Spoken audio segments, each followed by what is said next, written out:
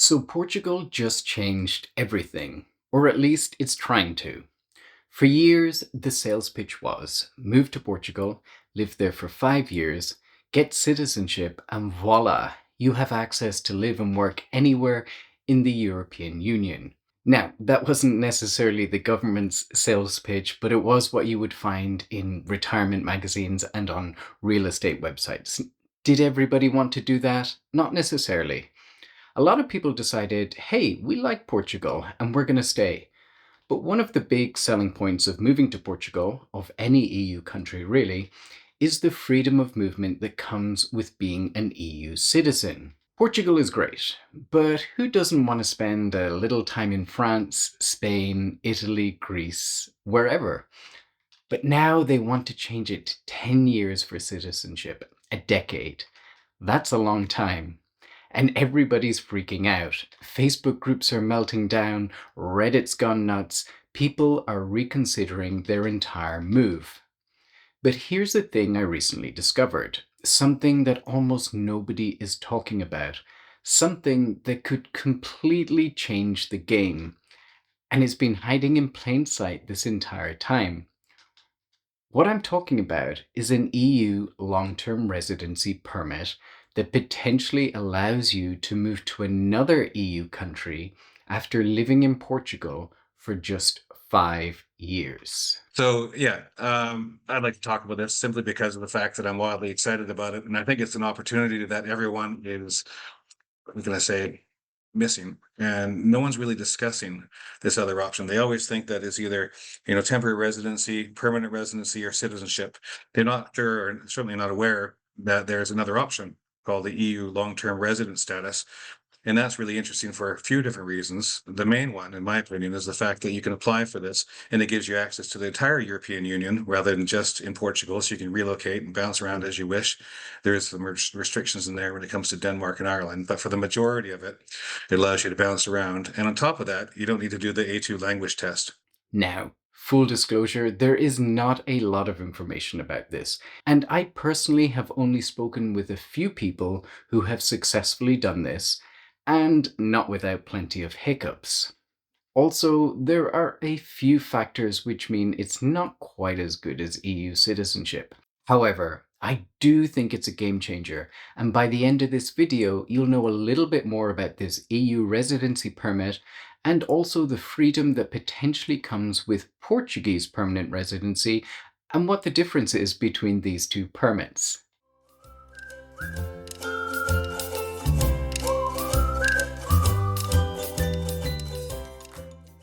So after 5 years, the same 5 years everyone was already planning for, you can now get this EU permit.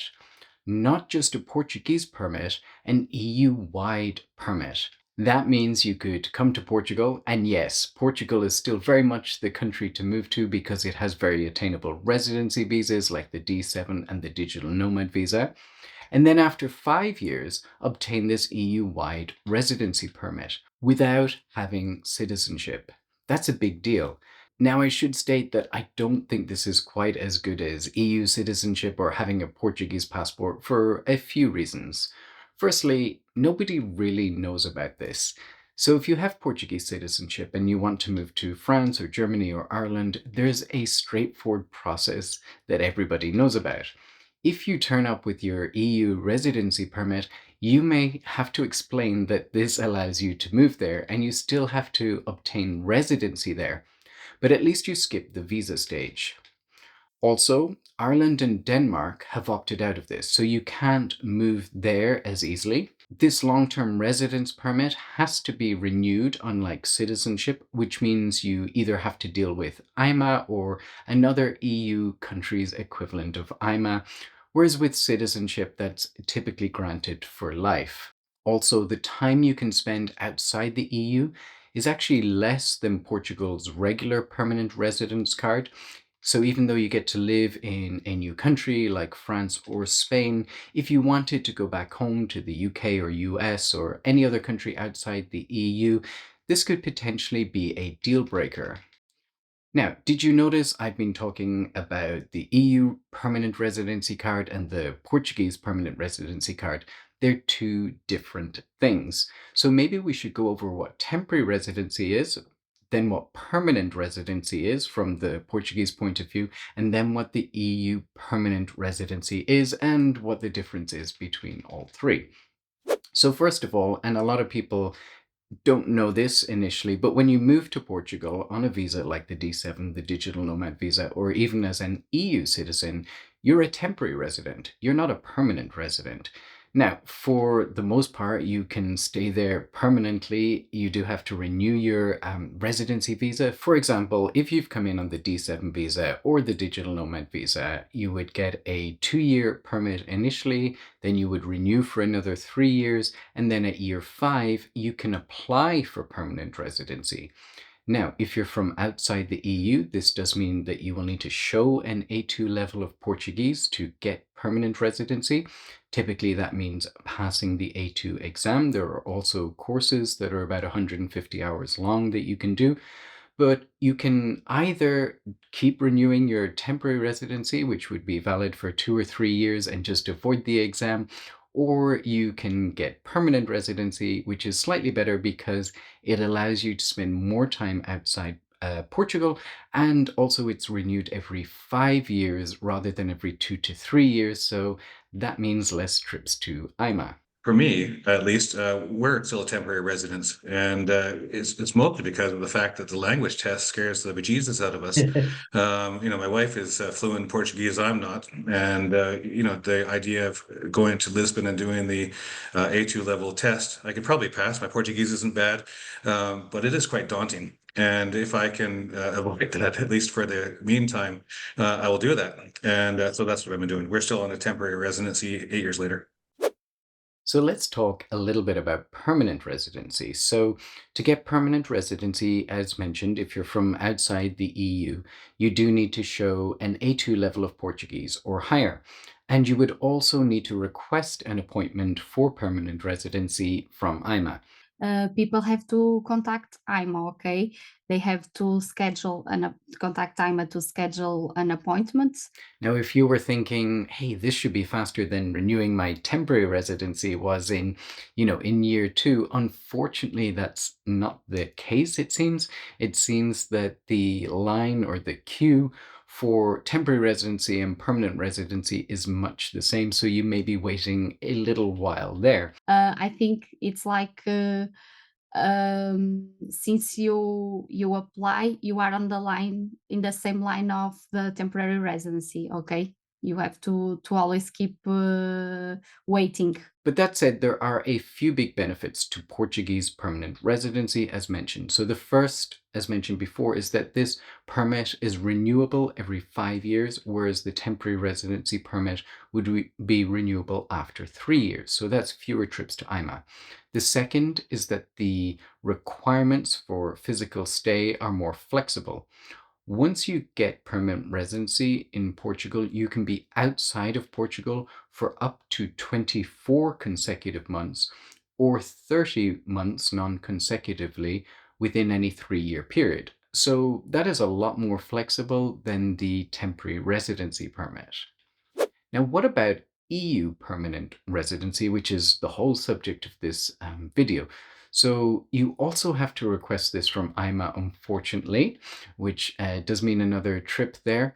It's also only valid for 5 years, so it needs to be renewed at some point, which could be in Portugal if you continue to live in Portugal, or it could be in the new country that you move to. This card, however, is very interesting because it allows you to potentially move to another EU country, let's say from Portugal to France, Portugal to Italy, Portugal to Greece, wherever.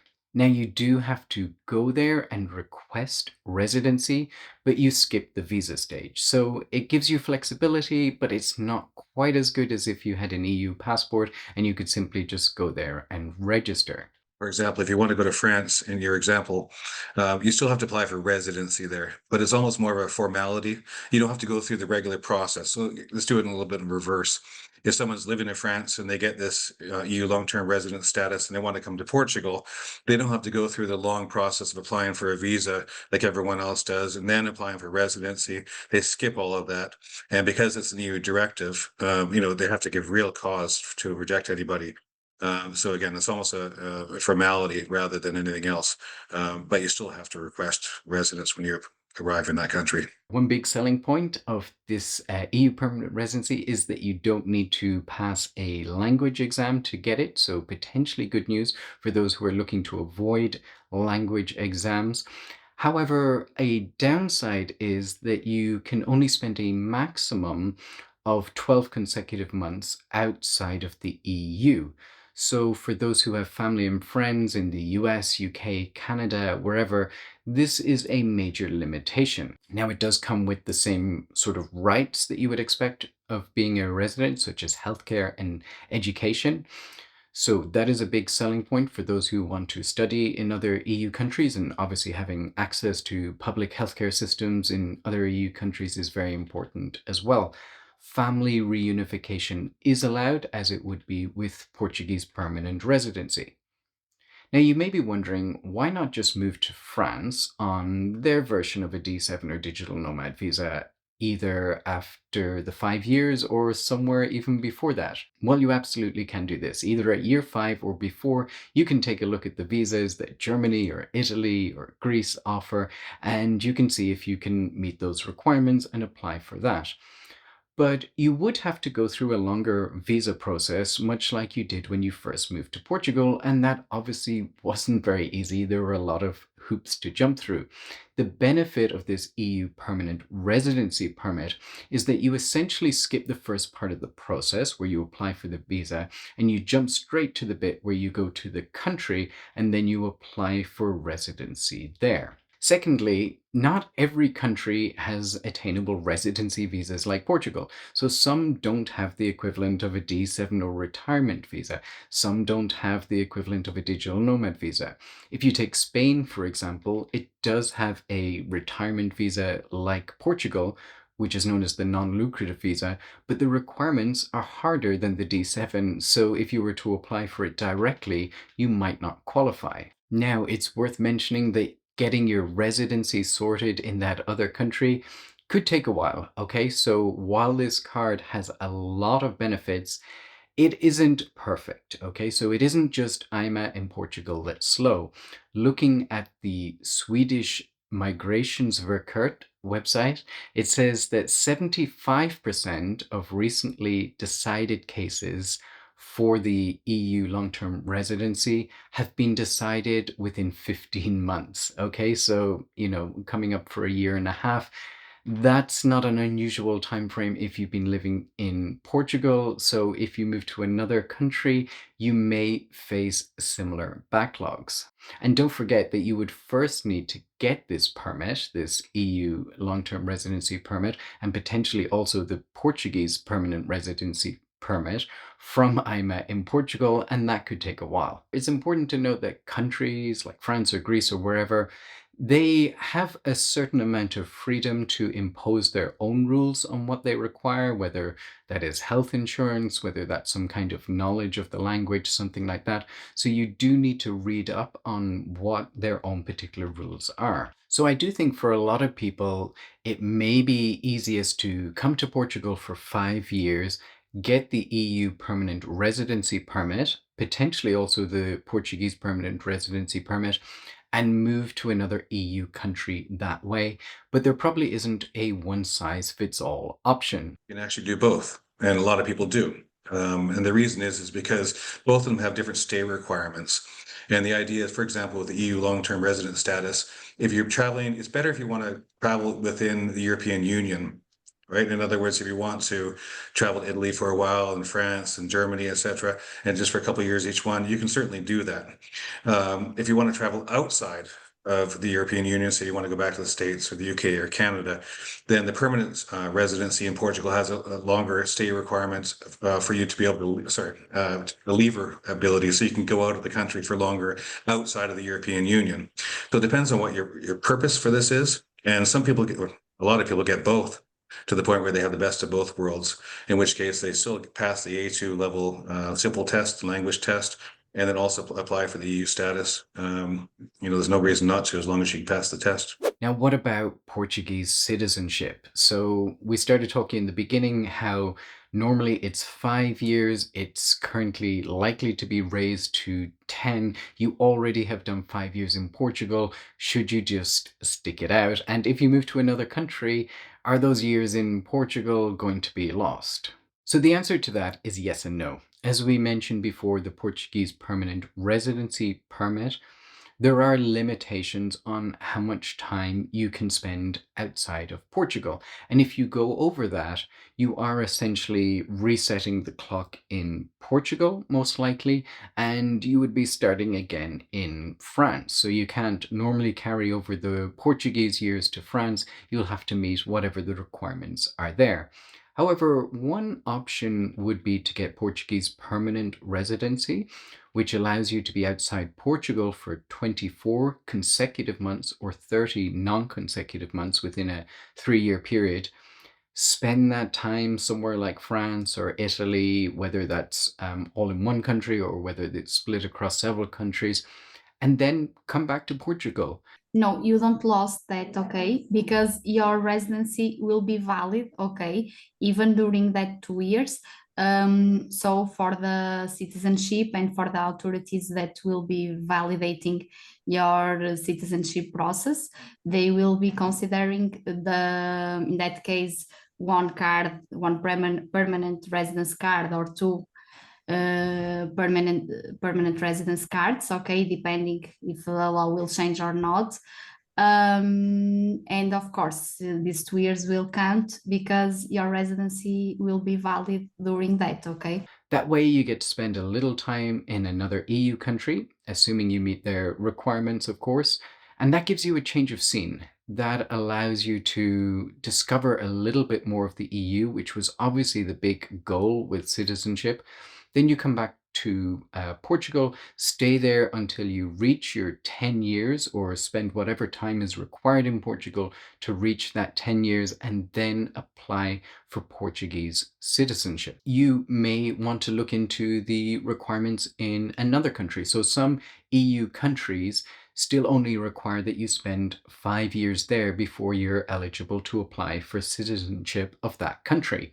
So you may decide to actually leave Portugal after 5 years, spend 5 years in another country, which would essentially be the same amount of time as you would have had to spend in Portugal, and then apply for citizenship in that other country.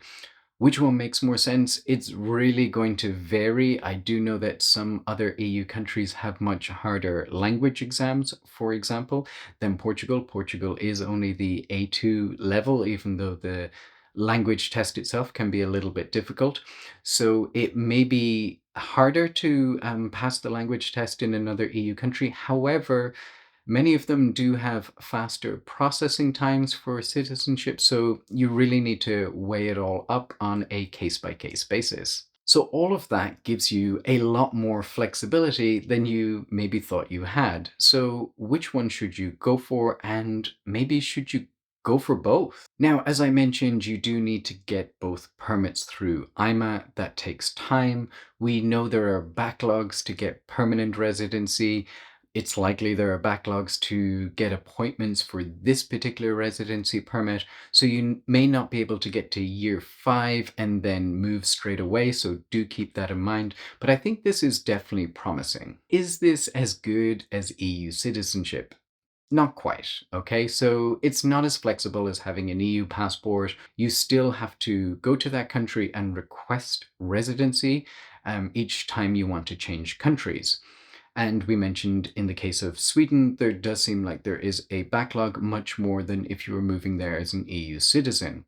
You also can't vote in elections if that's important to you.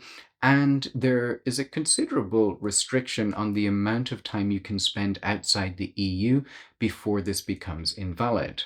Plus, and I would say one of the biggest downsides to this is there's basically no information about this residency permit. So you're going to have to do a lot of research on the country you plan to move to. And you may also run into problems with IMA, who may not know what this residency permit is, may think you're asking about Portuguese permanent residency, and you'll have to explain exactly what you're looking for. All that said, I do think this opens up a lot more flexibility. It at the very least gives you the ability to spend more time in other EU countries or have the option of it. And I think for those who are thinking, I don't know if I want to spend 10 years in Portugal, but I could spend 5, this gives you a lot more freedom. It makes everything a lot more comfortable knowing that there are options to take a little break or potentially change your EU residency to another country entirely. Whatever you decide, I think this is good news. It's good news for those thinking about moving to Portugal, but it's also good news for those who are already living here and right now are wondering whether the 5 years they thought they had to spend is going to become 10 years. It's always nice to know that you have options and you have flexibility. Now, as I mentioned in the start of this video, this topic was very new to me. I had heard of it before, but it wasn't until this rule change that I started looking into it and I actually started speaking to immigration lawyers. So if you would like to speak with Scott and Jessica, who were featured in this video, you can do so by clicking the link below. Thanks for watching this video, and bye for now.